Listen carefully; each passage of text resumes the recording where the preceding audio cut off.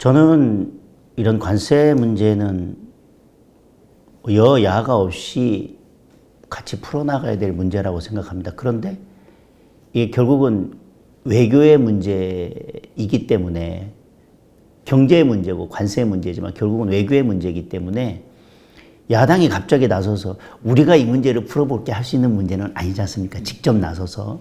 물론 예전에 뭐 그렇게 해서 야당들이 문제를 풀어보겠다라고 나선 경우도 있었지만 결국은 직접적인 협상의 당사자가 될 수 없기 때문에 그래서 저는 이 문제는 같이 지혜를 모아보자. 또 하나 저는 이 관세 협상 문제가 안 되고 있는 가장 큰 원인은 미국 정부가 이재명 정부를 신뢰하지 못하기 때문이라고 생각합니다.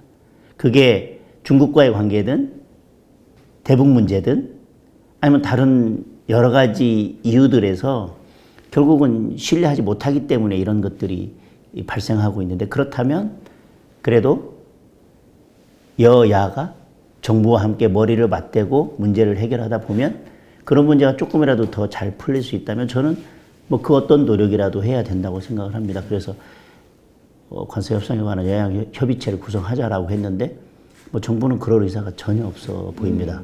반응도 전혀 없는 것 같습니다. 왜냐하면 저는 중간에 한번 말씀드렸지만 이제 이재명 정부는 미국과의 관세 협상 문제를 잘 해결할 의지가 없어 보입니다. 오늘 국회 앞에도 현수막 걸려 있는 거 보면 이제 반미. 이게 미국이 잘못하는 거다. 관세 협상에 대해서 지금 미국이 우리나라 걸 마치 뭐 모든 걸 다 강탈해 가려고 하는 것처럼 지금 현수막이 나붙고 있고 이게 꽤 됐습니다. 이런 기류가. 다시 말하면 처음에는 뭐 합의문을 작성할 필요가 없을 정도로 너무 잘 됐다.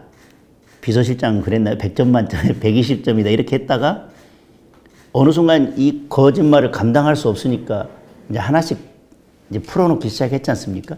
그 다음부터는 갑자기 태세를 전환해서 지금 반미 선동으로 전략을 바꾼 것 같습니다. 그러니까 우리는 이 문제를 잘 풀어보자라고 여야정 협의체 구성을 제안했지만 더불어민주당과 이재명 정부는 이걸 좀 잘 풀어볼 생각이 없이 이 모든 것들을 기업들이 그냥 다 감당하고 기업들의 모든 부담으로 돌리려고 하는 그런 게 아닌가.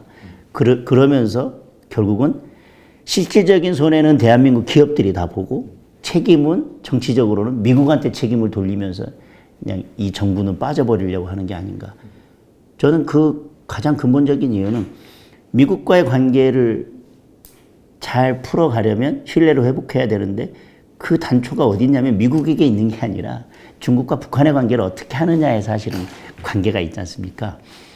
더군다나 미국과 중국이 지금 경제나 여러 가지 분야에 있어서 패권 전쟁을 하고 있는 상황에서 예를 들면 친중 정책을 간다든지 친북 정책을 한다든지 이래가지고는 미국과의 관계는 절대 풀 수가 없거든요. 그런데 이 정부는 그리고 더불어민주당은 이 중국과 북한의 관계를 정리하거나 어떻게 달리할 생각이 전혀 없을 뿐만 아니라 할 수도 없을 거라고 봅니다.